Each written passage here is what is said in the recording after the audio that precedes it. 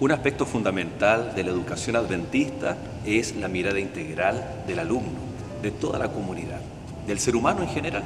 Y uno de los aspectos trascendentales para nosotros es la vida espiritual. Nos encontramos desde el templo de la Universidad Adventista, donde se llevan a cabo muchas actividades para responder a aquella necesidad del ser humano, el encontrarnos con Dios, donde desde pequeños, jóvenes, adultos, todos convivimos en unidad adorando a nuestro Señor. Y va a ser desde este mismo lugar donde capítulo tras capítulo continuaremos desarrollando lecciones de la Biblia. Estamos en la lección número 4 y con gusto te digo, bienvenido.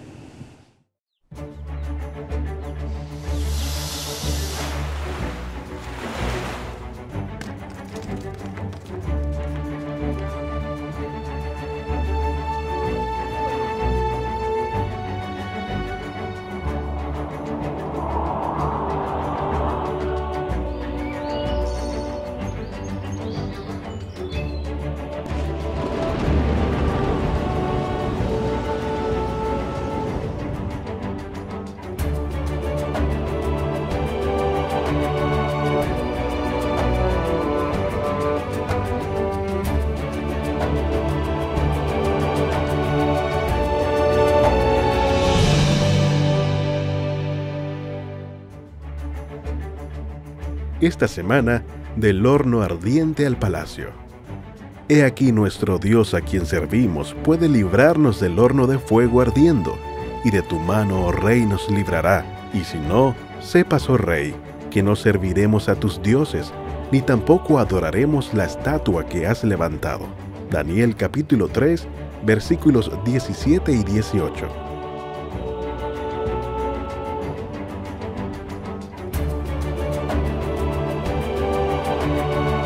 En la lección número 4, titulada Del horno ardiente al palacio, vamos a estar hablando acerca del capítulo 3 del libro de Daniel. Nos vamos a encontrar con una historia realmente asombrosa, que para muchas personas tal vez queda como un recuerdo solamente de un registro del pasado. No obstante, la actitud de los amigos de Daniel, la fidelidad, la lealtad, es un claro ejemplo de cómo nosotros también debemos actuar en el tiempo final, especialmente cuando nuestra vida muchas veces se vea amenazada y tengamos que tomar decisiones que pueden ser de vida o de muerte. ¿Qué rol juega Dios para la protección de sus hijos? Queridos amigos, bienvenidos a este capítulo nuevamente de lecciones de la Biblia. Y para eso tenemos invitados, hemos invitado al pastor Eduardo Franco. Pastor, muchas gracias por acompañarnos en esta ocasión. Muchas gracias a ustedes por invitarnos a compartir la palabra de Dios. Siempre es un privilegio abrir la Biblia, conversar sobre ella, aplicarla a nuestra vida. Muchas gracias. Así es. Gracias, pastor. Y también, pastor Víctor Toman, gracias por acompañarnos. Vamos a estar juntos toda esta temporada, pero gracias por acompañarnos. Sí, para mí es un privilegio poder compartir y estar aquí estudiando la palabra del Señor junto a nuestros colegas. Así es. Bueno, y estamos precisamente desde la Universidad Adventista de Chile, desde el templo, la iglesia institucional. Y Pastor Eduardo, cuéntenos, usted desempeña funciones muy especiales dentro de la iglesia adventista, especialmente aquí en nuestra universidad. ¿Cuál es la función que usted como pastor desarrolla? He sido llamado, he sido invitado para ayudar a formar los futuros pastores en nuestra facultad de teología. Así es que ahí me desempeño como profesor de la facultad y secretario académico de ella. Así es, muy bien. La esposa, 2 hijos, ¿no? Sí, estoy casado con Cecilia, una hermosa mujer, y juntos tenemos 2 hijos, Constanza y Eloy. Cariños para ellos. Gracias. También saludos. Pastor Mande, saludo también, que hemos pasado ya varios capítulos y no hemos tenido la oportunidad de saludar a la familia también. Sí, muy contento de poder compartir aquí y por supuesto un saludo a mi esposa Rosa y también a mis 2 hijos, Víctor y Glenis. Ahí está. Vamos a entonces orar, ya que saludamos a nuestra familia. Esta oración al comenzar este capítulo va a ser especial también para nuestros amigos y por su familia, ¿les parece? Correcto. Así que, Pastor Eduardo, diríjanos en oración para comenzar, por favor. Okay. Amoroso Señor, ahora al abrir tu palabra, rogamos de tu Espíritu Santo para que nos ayude a entender lo que quiso decir el escritor bíblico y también nos ayude a aplicar correctamente esas enseñanzas a nuestra vida, de modo que la transformen y nos acerquen más a ti. En el nombre de Jesús. Amén. Amén. Cuando sus hijos ya están un poquito más grandes, ¿no? Los míos están más pequeños. Los suyos ya son grandes, ¿no? Pero cuando vamos al libro de Daniel y le preguntamos a un niño cuál es la historia que más le gusta, siempre va a ser la de Daniel y el foso de los leones. Curiosamente, la estructura del libro de Daniel muestra alguna sincronización con los capítulos que tienen que ver con la temática especial. Entonces, si tenemos Daniel en el foso de los leones, fidelidad, lealtad, hasta poner la vida en juego en función de la fidelidad al Señor. ¿Qué encontramos en el capítulo 3 de Daniel? ¿Qué historia se encuentra allí que también es un paralelo en la estructura de Daniel con respecto a Daniel en el foso de los leones? Bueno, por supuesto ahí encontramos en el capítulo que estamos estudiando la historia en el cual los amigos de Daniel tienen la tarea de demostrar su fidelidad al ser probados a adorar otro Dios. Y aquí encontramos también, como usted lo ha mencionado, una historia de fidelidad, de dar la vida por ser fiel a Dios. Y eso realmente es digno de reconocimiento. Y hoy día hay mucha gente que toma la religión tan en vano, no la toma en serio. Y aquí vemos personas que están dispuestas a jugarse. A mí me llama mucho la atención el momento cuando ellos dicen, no necesita usted tocar de nuevo, porque no nos postraremos ante otro Dios. ¿Es una historia solamente para el pasado, pastor? ¿Es un hecho histórico que se narró o tiene alguna implicancia para nuestros días? Estoy pensando en Apocalipsis capítulo 2, versículo 10, que dice, el extracto dice, sé fiel hasta la muerte y yo te daré la corona de la vida. ¿Vamos nosotros como pueblo de Dios a vivir algo similar y que por ende debemos prestar mucha atención al actuar de los hijos de Dios, de los amigos de Daniel en el pasado? Es muy buena la pregunta. Hay un elemento que está presente a lo largo de toda la historia bíblica, desde la creación hasta el desenlace final, que son estas grandes narrativas. Y hay un elemento que está allí, que es el conflicto de adoración. Y es más, yo diría que parte incluso en el cielo con la rebelión de Lucifer. ¿A quién voy a exaltar? ¿A mí mismo? ¿Al verdadero Dios? ¿A otro Dios? Y este conflicto de adoración está ahí en el centro, por lo que es vigente en todo momento de la historia de la humanidad. Los primeros cristianos se vieron forzados en algún momento a demostrar esa fidelidad. Y vamos a ver detalles de esto, pero para responder directamente a la pregunta, es absolutamente válido hoy el tema que aquí se presenta y que es una elección en la que cada ser humano en algún momento de su vida se va a ver confrontado a responder una decisión para hacer a quién voy a adorar. Nabucodonosor reinó 43 años. Tuvo momentos de paz, de tranquilidad, momentos de ir a defender, a conquistar, ¿no? No obstante, se habla de una rebelión en las crónicas que se han descubierto, ¿no? De Nabucodonosor, del Imperio Babilónico. Habla que de los 43 años hubo un momento en donde hubieron como una guerra civil interna. Y dice el texto bíblico, el rey Nabucodonosor hizo una estatua de oro cuya altura era de 60 codos y su anchura de 6 codos. La levantó en el campo de Dura, en la provincia de Babilonia. Aparentemente es un versículo introductorio, pero tiene mucho que hablar ahí, mucho que decir este texto. ¿Por qué hace una estatua? Bueno, no debemos olvidar con respecto a la imagen, al sueño que había tenido anteriormente, en el cual veía una estatua que tenía los diferentes metales, pero aquí vemos ya que está el orgullo, la vanagloria que él tenía, que quería tener un reino que durara por siempre.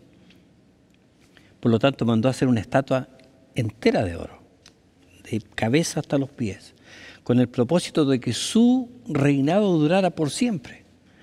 Y entonces ahí, mediante los consejeros que tenía, quería que le rindieran culto, quería que le rindieran honores. Y eso naturalmente involucraba la presencia de estos jóvenes que estaban ahí en ese lugar, los cuales ellos debían decidir. Así como cada uno de nuestros amigos en algún momento tienen que decidir si se postraban ante la imagen o no. ¿Qué característica tenía este lugar? Dice, habla de la llanura de Dura, que significa entre murallas, ¿no? ¿Dónde está ubicado? Este es un lugar que está hacia el suroriente de Babilonia, en lo que hoy es en algún lugar de Irak. Una característica era la que se podía congregar una gran cantidad de personas. Referente a lo que estaba conversando recién, es bien interesante también notar que en el contexto histórico la división entre religión y política no era tan clara, y muchas veces los reyes se hacían adorar de forma de fidelizar a sus súbditos. Y la no adoración del rey era un acto de traición política. Eso se usó en Egipto, se usó en el Imperio Romano, y aquí en Babilonia no debiera haber sido la excepción. Así es que el acto de levantar la estatua tenía este componente que claramente está en el capítulo, Daniel lo va a mencionar más tarde, pero también está este componente político-religioso, y de ahí la gravedad del acto de no postrarse ante la estatua cuando fue indicado. Porque dice que el rey, en el verso 2, envió a que se reuniesen los sátrapas, los magistrados, capitanes, oidores, tesoreros, consejeros, jueces y todos los gobernadores de la provincia para que viniesen a la dedicación de la estatua que el rey Nabucodonosor había levantado. Ahora, no es todo el pueblo, no es toda la nación. Entonces, algunos señalan que justo en este periodo hubo un intento de revuelta. Hay unas crónicas del mismo rey Nabucodonosor que dice que él estaba con espada en mano defendiendo su palacio. Y una forma de, como ustedes bien dicen, de fidelizar quién está de parte, era levantar esta estatua, que se postren ante esta imagen que perfectamente puede representar al Dios de los babilonios. Y son estas personas que tienen que ser fidelizadas. Que eran los oficiales, los líderes del gobierno que él tenía. Hay una pregunta bien interesante. ¿Y Daniel? ¿Dónde está Daniel? Y aquí entramos tal vez en un plano más especulativo, sí. pero ¿por qué están los amigos de Daniel y no está Daniel? ¿Será que él ya había ganado cierta confianza? Algunos dicen tal vez el rey le dio una comisión para hacer alguna tarea fuera de este lugar, un lugar bien particular porque era fuera de la ciudad amurallada, venía una explanada y después venían las otras murallas, por eso toma este nombre como entre murallas, la llanura de Dura. Y como estaba en su apogeo de edificar, tal vez por eso encontramos hornos. Algunos dicen que era para coser ladrillos, hornos que eran de un tamaño suficiente para que entraran personas ahí adentro. Pero es interesante, Daniel no está allí, pero Daniel toma todo el protagonismo tal vez en el capítulo 2, y ahora los protagonistas son los amigos de Daniel. La misma lealtad, la misma fe en Dios que nosotros podemos ver que no era exclusiva de Daniel, era también parte fundamental en la vida de ellos. De lo que tenían los amigos. La importancia de poder rodearnos de personas que tienen la misma confianza en Dios. Entonces, no solamente Daniel era fiel, sino sus amigos también eran fieles. Y eso nos da a entender qué clase de amigos debemos tener. Se iba a tocar música, se dan el nombre incluso de los instrumentos, y todo aquel que no se postrara ya estaba amenazado para ser echado al horno de fuego. Cuando uno se pone a pensar, alguien es práctico, ¿no? Y dice, pero si ellos adoran a Dios, Dios tal vez va a entender. ¿Por qué no te arrodillas? O hace un gesto, una amague. ¿Para qué tú puedes estar arrodillado y mientras estés arrodillado, cierra tus ojos y órale a tu Dios? Muchas veces podemos decir o hemos escuchado, pero si Dios te va a entender, ¿por qué tú no sé, ven a trabajar un día sábado? Dios te va a entender. ¿Cuán importante es aquí el concepto de fidelidad? Una fidelidad que tal vez puede ser catalogada como extrema, pero no, la lealtad y fidelidad tiene que ser de forma íntegra, ¿no? Porque puede existir ese argumento en el pasado, alguien puede pensar, y más aún en el presente. Yo creo que en la medida en que vamos conociendo el carácter de Daniel, de sus amigos, vemos que eran personas que no se vendían, eran personas que no tenían un precio con respecto a su lealtad para con Dios. Por lo tanto, ellos se mantuvieron fieles. Y eso es una enseñanza para nosotros también. Aplicarlo a nuestra vida, que no debemos transar con el enemigo. Quisiera agregar ahí, es bien interesante hacer referencia a dos textos bíblicos. En el verso 11, cuando se dice ahí el que no se postre, el pastor hace referencia al hecho de postrarse y adorar. La palabra que se usa allí, yipel, es caer, postrarse, adorar, en oración. Es decir, no es solamente el acto de agacharse, es el acto de postrarse en adoración y oración. Y cuando el rey acá menciona en el verso 28 por qué ellos son exaltados ahora, dice que es porque ellos confiaron en su Dios y rehusaron postrarse ante la imagen. El testimonio que dieron es importante. Ese testimonio es esa inquebrantabilidad de su fe, de su confianza. Por eso dice confiaron en Dios.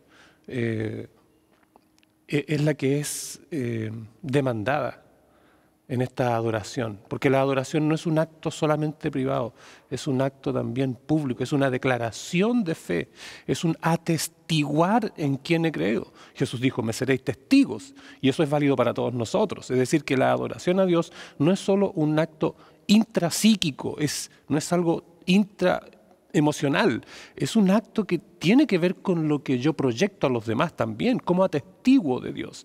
En este acto de subversión de alguna forma, de no postrarse en adoración a otro Dios que el de ellos, es una forma de atestiguar de su Dios y de demostrar la confianza que tienen en Él con un acto concreto.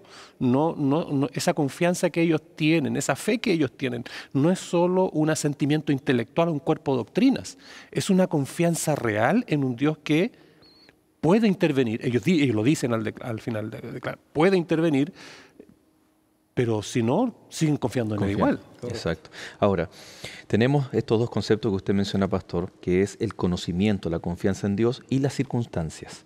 Nuestra adoración va a depender de nuestro conocimiento, nuestra fe, confianza en Dios, o las circunstancias van a ir normando qué tan fiel vamos a ser. Vamos a seguir desarrollando esta temática, nosotros vamos a hacer un alto, usted no se separe, ya regresamos aquí en Lecciones de la Biblia.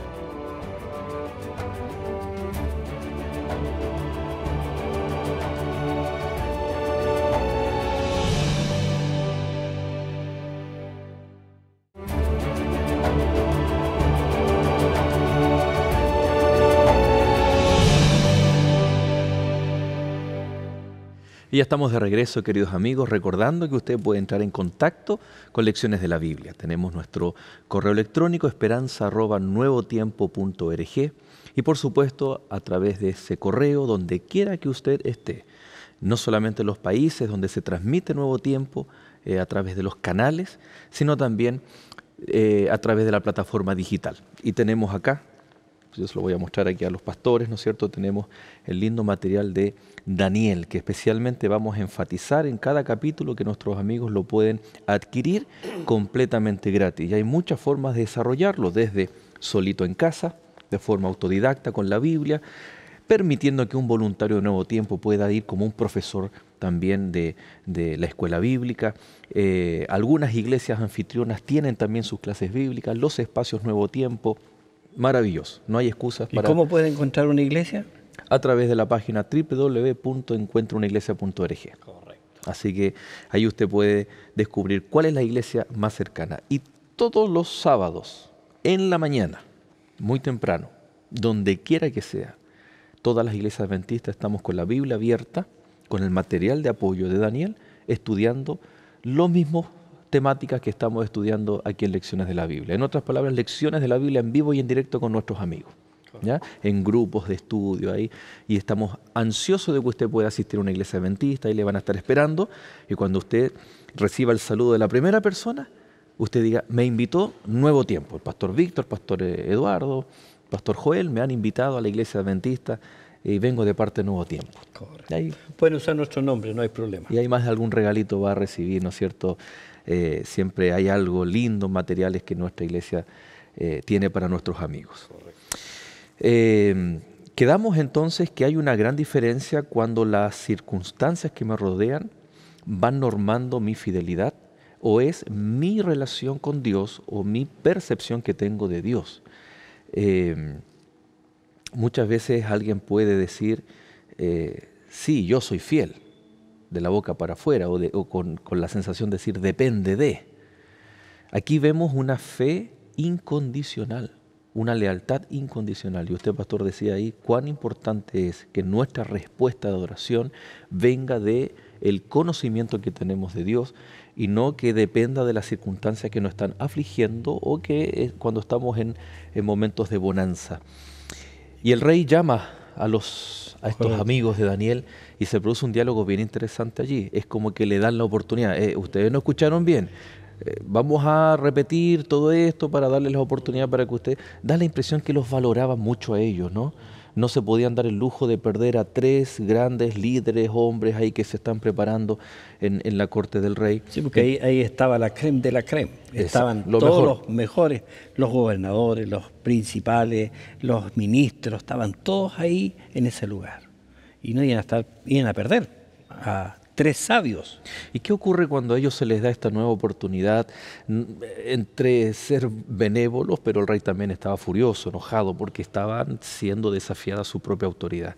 ¿Cuál es la respuesta de los amigos de Daniel? Qué maravillosa es la palabra del Señor, que nos dice en forma clara que ellos dijeron lo siguiente: si Dios quiere, Él puede salvarnos. Pero si el Señor no quiere, no importa, igual vamos a ser fieles a Dios. Incondicionales para con Dios. ¿Cuál es la diferencia entre una fe incondicional y una fe presuntuosa? La fe presuntuosa tal vez dice, no, Dios me va a salvar igual. Pero ellos dicen, y si no fuese así, igual vamos a ser fieles. Yo encuentro muy interesante la respuesta de estos 3 personajes que conocían a Dios. Solo hacer notar que el tema del monoteísmo es algo novedoso traído por el pueblo hebreo. Un Dios que se revela, que interviene en la historia, sacando a Israel de la esclavitud, ¿cierto? Un Dios que responde, un Dios misericordioso, un Dios que se comunica con el hombre y que es el único Dios y que un Dios celoso y que no quiere que adoren a ningún otro Dios. Cosa bien diferente de lo que ocurría en Babilonia, porque los dioses convivían con otros dioses y no se ponían celosos entre ellos. Y el tema de la comunicación y la revelación de esos dioses no estaba tan claro. Era más bien una suerte de superstición. Pero aquí hay una revelación de un Dios trascendente, el Creador, que se revela y otorga conocimiento, otorga leyes y es celoso. Entonces aquí es bien interesante que los amigos de Daniel no basan su fidelidad, esta respuesta, en la respuesta de Dios. Es decir, no dicen, si Él me libera, voy a serle fiel. No es que están pidiéndole a Dios un milagro, ¿no? Como alguien dice, no, haz un milagro y me entrego a ti, Señor. Si tú haces esto, entonces yo te voy a... No. Aquí ellos confían en la revelación de Dios, en el Dios en quien han creído y están dispuestos a serle fiel, pase lo que pase, independientemente de las circunstancias que tengan que afrontar, lo que usted mencionaba, pastor. Me parece que es muy, muy decidor y relevante para nosotros hoy también. Y un aspecto interesante, muchas veces nosotros cuando hablamos del libro de Daniel, bueno, hablamos como Daniel, aunque sabemos que Cristo es el centro, pero hablamos de que Daniel como el héroe. Pero ahora no está, no figura. Pero aquí vemos que los amigos son fieles a Dios igual. No porque está la presencia de Daniel el profeta, sino porque ellos también conocieron a Cristo, conocieron al Dios verdadero. Existe esta teología de la prosperidad, en donde da la impresión de que Dios está obligado a hacer en favor de sus hijos siempre y cuando yo soy fiel, soy fiel en lo económico, etcétera, y Dios sí o sí me va a sanar, me va a dar algún milagro, etcétera. Y esa frase que dice, y si no, es inevitable acordarse de Jesús orando, no quiero que pase de mí esta copa, pero, y si no, que se haga tu voluntad. ¿Cómo debieran ser nuestras oraciones, nuestra determinación? ¿Hasta qué punto nosotros estamos dispuestos a aceptar la voluntad de Dios? ¿No? Aceptar los planes, los propósitos de Dios, cuando muchas veces nuestra vida, nuestra integridad, nuestra familia se puede ver amenazada. Muchas veces repetimos el Padre Nuestro y diciendo a Dios, hágase tu voluntad como en el cielo, también aquí en la tierra, pero generalmente estamos pidiendo que se haga lo que nosotros queremos. Yo creo que ahí es donde debemos aprender a conocer a Dios, que al final siempre tiene lo mejor para nosotros. Y no quedar con una sensación de resignados, de frustrados, no me respondió, sino esa, y si no, de igual forma, estoy pensando en el último versículo del Salmo 42. ¿Por qué te abates, dice David? ¿Por qué te abates, oh alma mía? Con todo esperaré en Jehová y le alabaré. Es decir, habla de esa incondicionalidad, no es una fe presuntuosa, sino que yo voy a alabarle, voy a ser fiel a pesar de la tentación o la angustia que estoy experimentando. Esta respuesta es también un acto de correcta adoración. Esta es la adoración que Dios quiere. Poner a Dios y su voluntad por sobre mí la situación y que mi pueda voluntad, estar, claro, que es lo contrario del modelo de Satanás. Ponerse a Él por sobre Dios y su voluntad. Entonces, aquí está el tema de la arrogancia, otra vez, en otro plano, ahora reflejado correctamente. Ellos se están sometiendo a Dios y a su voluntad en una correcta adoración. Y esto repercute increíble en toda la vida cristiana. Sí. Desde, por ejemplo, cuando vengo al templo a adorar, si está todo bien en la familia, en la vida, en lo laboral, vengo y canto, alabo al Señor, entendiendo que la adoración no es simplemente venir al culto, pero muchas veces las circunstancias me hacen no disfrutar, me hacen estar desconectado, me hacen incluso quejarme. Aquí vemos a jóvenes que están en un contexto, en una situación, y ellos están dispuestos únicamente a alabar al Señor de forma de corazón, incluso poniendo su vida detrás de lo más importante que es Cristo. Y la palabra del Señor nos continúa mencionando algo que es algo que sale generalmente del humano. Cuando alguien es fiel a Dios, va a despertar oposición.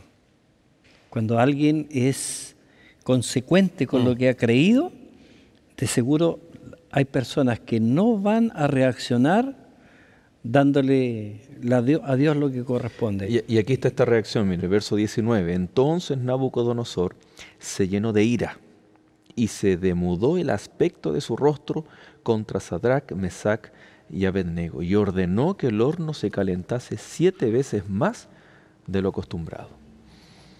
Lo mismo pasaba cuando estaba, ¿no?, Cristo acá en la tierra. Cuando Cristo obraba y hacía las cosas correctas como correspondía, la gente le hervía, se enojaban con él. Crea, ¿cierto? El hecho de seguir la verdad crea un rechazo de aquellos que no aceptan a Dios como su Salvador.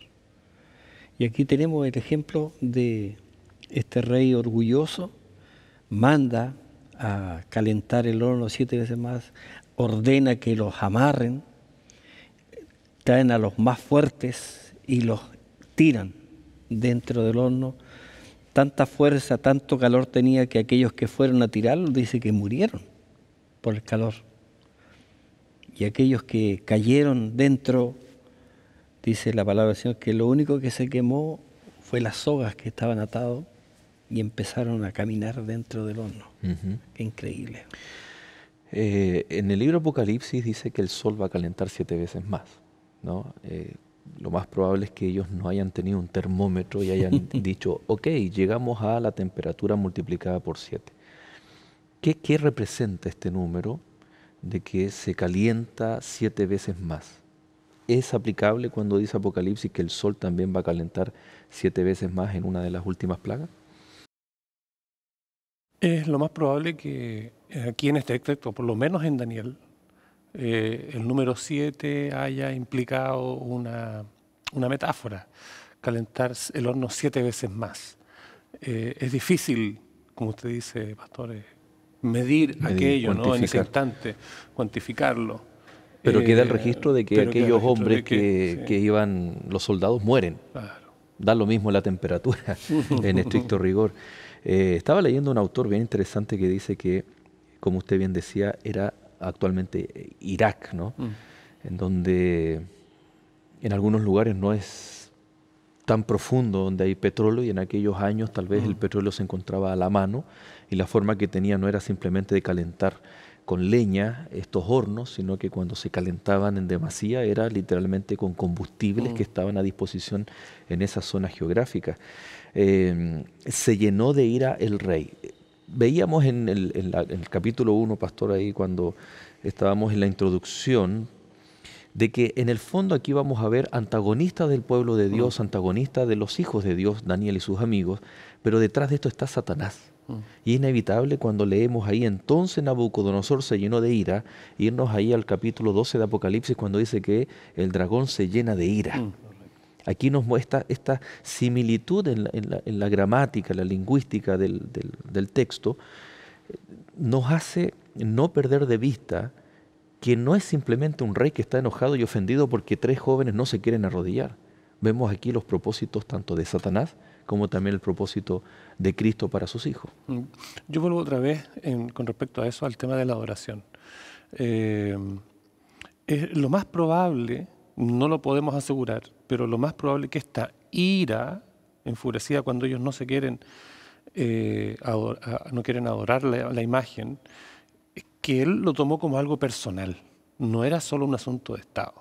Probablemente, muy probablemente, la imagen representaba al mismo gobernante. Y el acto de no querer adorar la imagen era un acto de insubordinación hacia él mismo. Entonces él se llena de ira, cuando no lo quieren adorar y continúan adorando a Dios. Y es porque se llena de ira el dragón contra el resto de la descendencia de ella. Porque aun cuando muchos se confunden en la adoración, aun cuando muchos siguen los dictámenes del humanismo o ponen la razón por sobre la revelación, el resto de la descendencia de ella, que está descrito en el versículo que usted citó, permanece fiel a la palabra de Dios, obedece los mandamientos y sigue adorando al Dios verdadero de la manera que Dios lo reveló en la Biblia, en el día que Dios lo reveló. Y la manera en que... Entonces, como ellos no transan en su adoración correcta y no se los gana para Él, entonces Él se llena de ira para destruirlos.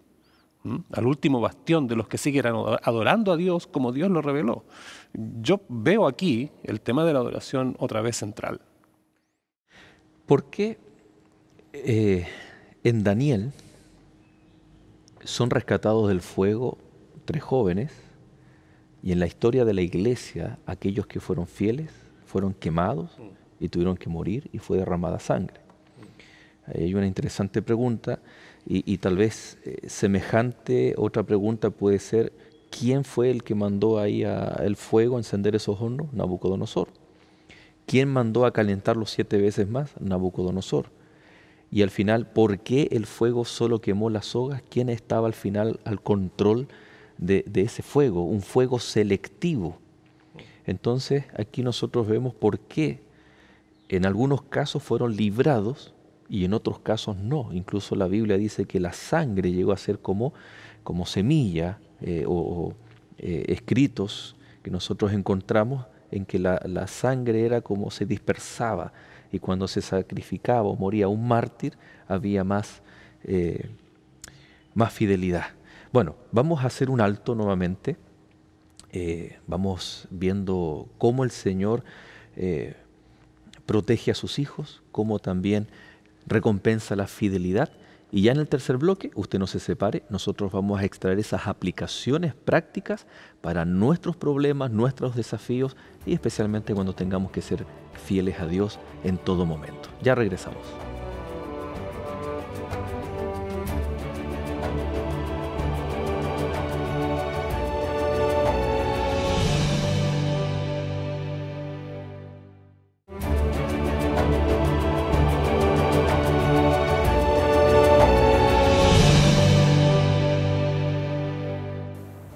¿Te has preguntado alguna vez a dónde van las personas después que mueren? ¿Qué pasa con el alma cuando alguien fallece? ¿Sigue viva o muere? El dolor causado por la muerte de un ser querido es tan grande que muchas personas acuden a medium espiritistas para conversar con sus familiares. ¿Pero realmente hablan con ellos o todo es un engaño? Descubre lo que dice la Biblia sobre la muerte en esta revista de estudio Verdades para el Tiempo del Fin. Para solicitarla, llama a los números que aparecen en pantalla o escríbenos al correo electrónico. La recibirás de forma totalmente gratuita. Continúa en la sintonía de Lecciones de la Biblia.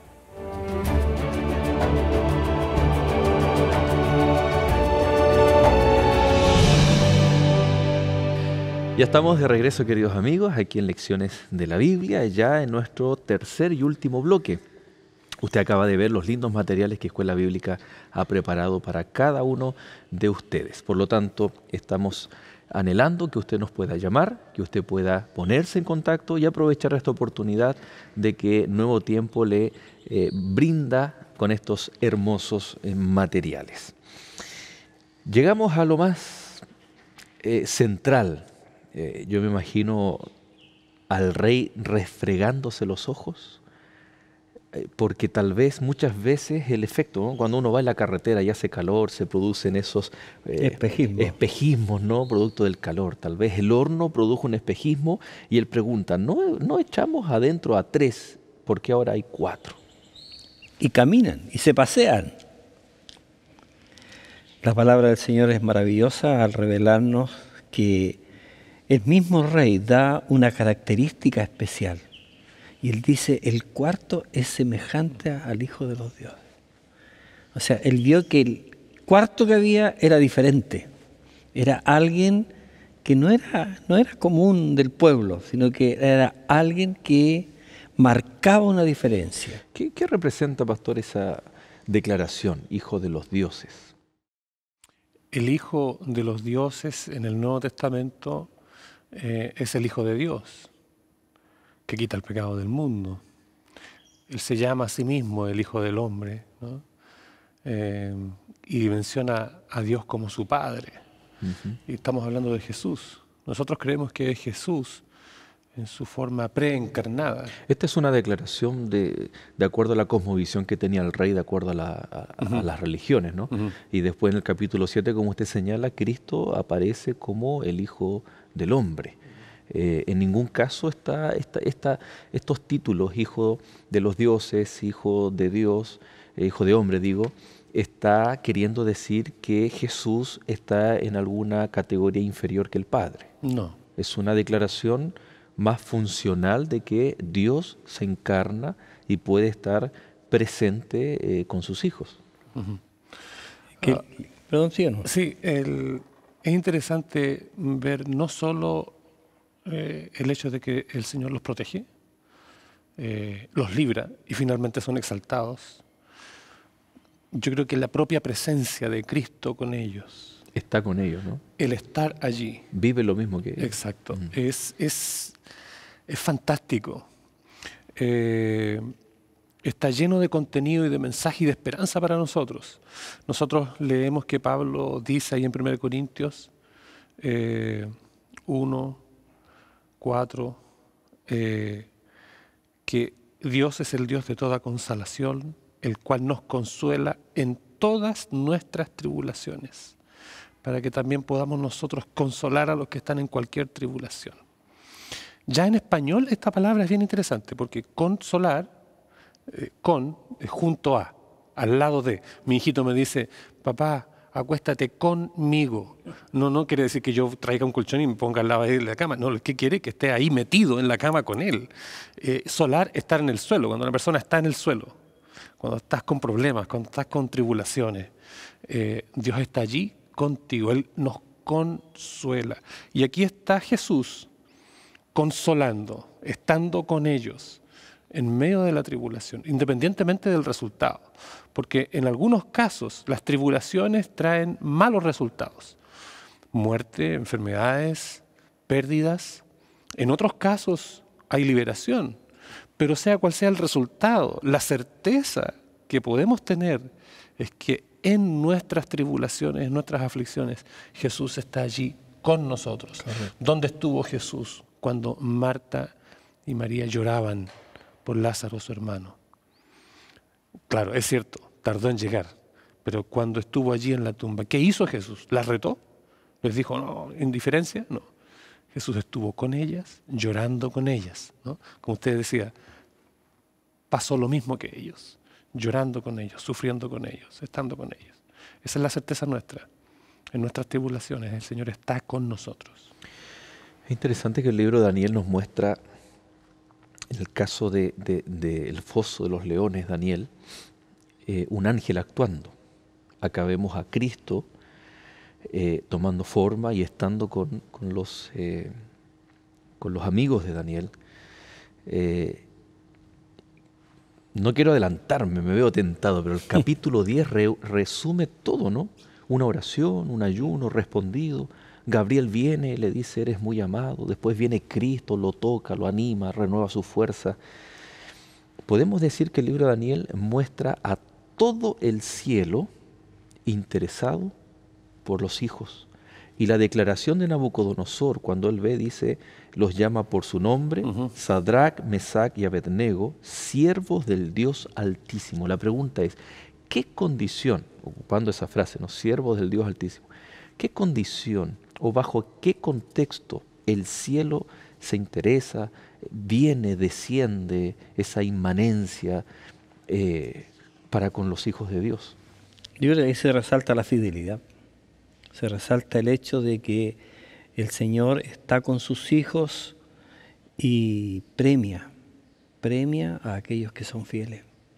Y por eso que siempre nosotros le aconsejamos a los jóvenes, a los adultos, la importancia de poder estar estudiando la palabra del Señor, porque con ello va a poder aumentar su fe y a la vez también va a poder permanecer fiel, que es trascendente en este aspecto. Ese premio, esa recompensa es sí o sí. Sí. Sí o sí. Que puede ser en el momento o puede ser cuando Cristo venga. Correcto. Y ahí está el contexto de, y si no es ahora, podríamos agregar, y si no es ahora, entonces ellos le dicen, oh rey, y si no es ahora, Dios nos va a librar. En el capítulo 12, ¿no? Dice que Miguel en el tiempo final se levanta para librar a su pueblo. Entonces, aquí habla mucho también de no ser egoístas, porque nuestras oraciones muchas veces están pidiendo, Señor, sálvame, líbrame, sáname, protégeme, y tiene mucho me, ¿no? el sufijo personal.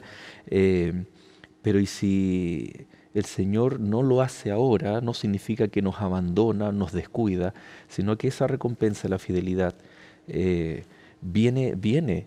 Dios sabe cuándo. Eso. Lo más importante del testimonio que queda es de fidelidad. Y aceptar la voluntad de Dios. Así es. Importante. ¿Qué ocurre ahí con el rey, con los sátrapas? Qué interesante poder ver la reacción que tiene y también la orden que da. Pastor, ¿qué opina? A mí me llama mucho la atención. Al final, el rey envía a decir que todo pueblo y nación debe adorar. O sea, el efecto que tiene la fidelidad de estos, el efecto es de su fe, su testimonio en Dios, provoca en otros fe.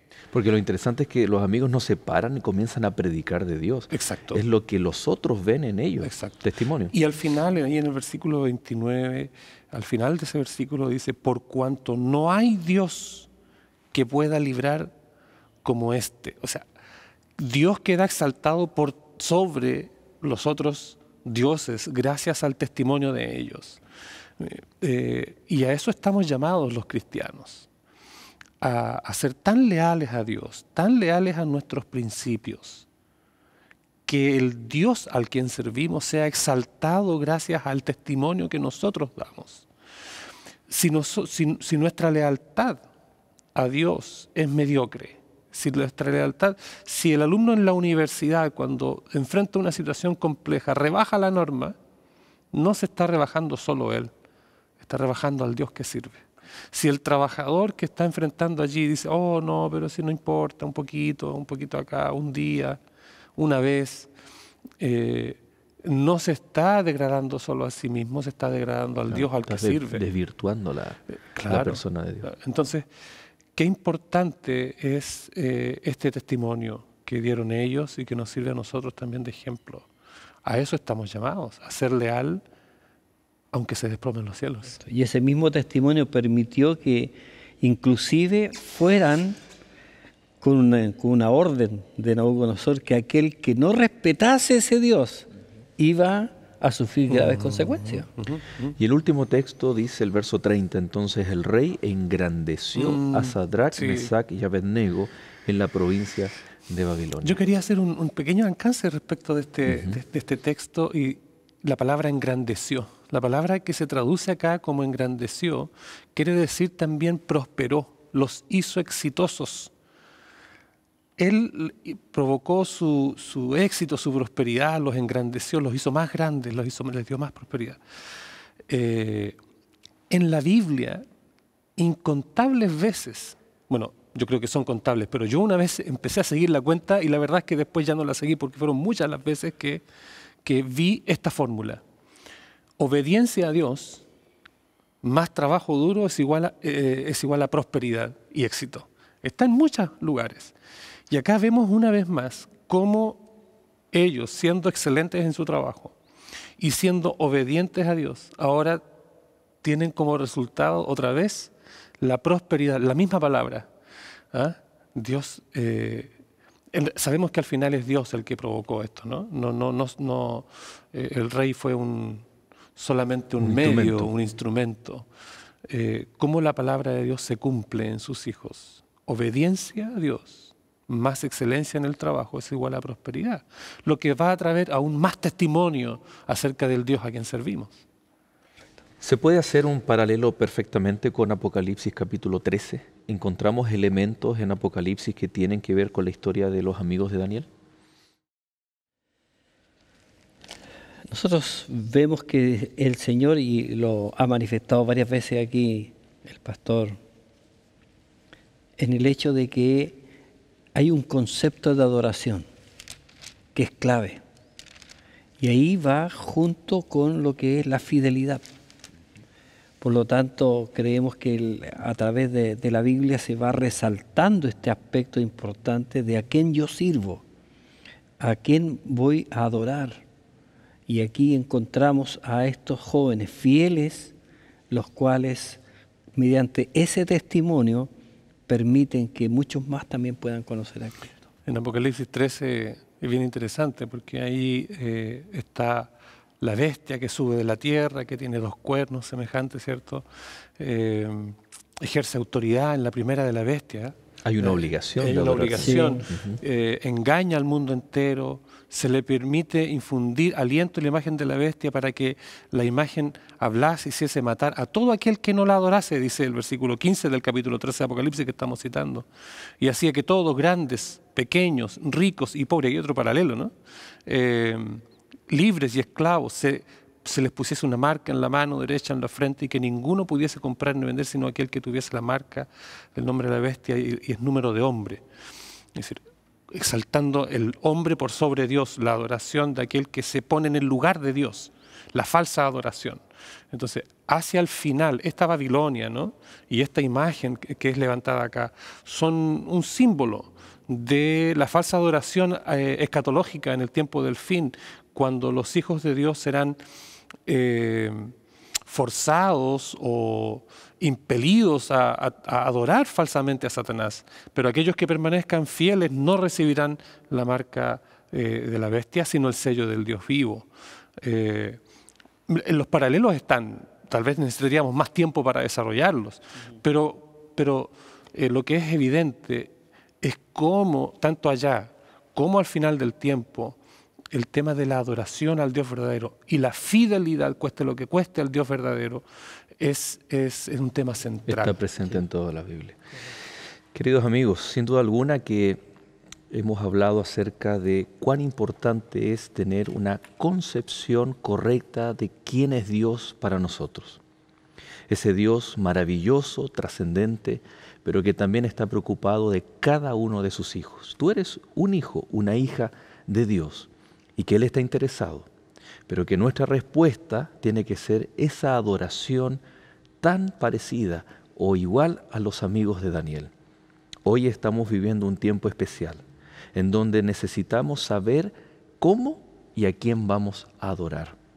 Tal vez estamos aquí frente a amigos que tienen la oportunidad de decidir, ¿nos vamos a inclinar ante dioses, estatuas, imágenes? O tal vez un Dios, algo que está ocupando el primer lugar que le corresponde a Cristo Jesús. ¿Estás tú pasando tal vez por un horno de fuego y te sientes solo, abandonado?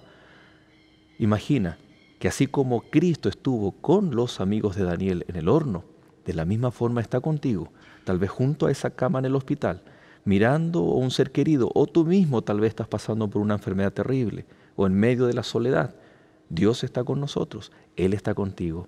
Y si eres fiel y adoras a Cristo Jesús, la recompensa vendrá ahora, o sabes qué, muy pronto, cuando estemos pasando la prueba. Pero la convicción y certeza es que Dios está contigo. ¿Anhelas tú aceptarle y abrir tu corazón para decirle, Señor, yo quiero adorarte de la forma correcta y como tú has determinado en tu palabra? Bueno, te invito entonces a que si es así tu decisión, juntos podamos orar a nuestro Señor. Querido Padre y buen Dios, gracias te damos por la oportunidad de expresar nuestra adoración al reconocerte como nuestro Dios, por lo que tú eres y por lo que tú haces en nuestra vida.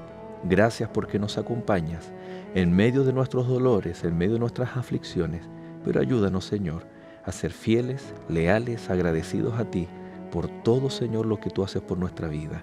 Aquí está nuestra decisión de aceptarte como nuestro Señor, como Salvador y el primero en nuestra vida. Gracias te damos y oramos en el nombre de Jesús. Amén. Amén. Pastor Eduardo, muchas gracias por habernos acompañado. Muchas gracias a ustedes por la invitación. Lo mismo, Pastor Víctor, muchas gracias. Vamos a encontrarnos por ahí en un par de capítulos más, así que ahí nos volveremos a reencontrar. Amigos, que Dios te bendiga. Permanece en compañía de Nuevo Tiempo, el canal de Esperanza, y nosotros nos volvemos a encontrar en un próximo capítulo de Lecciones de la Biblia. Que Dios te bendiga.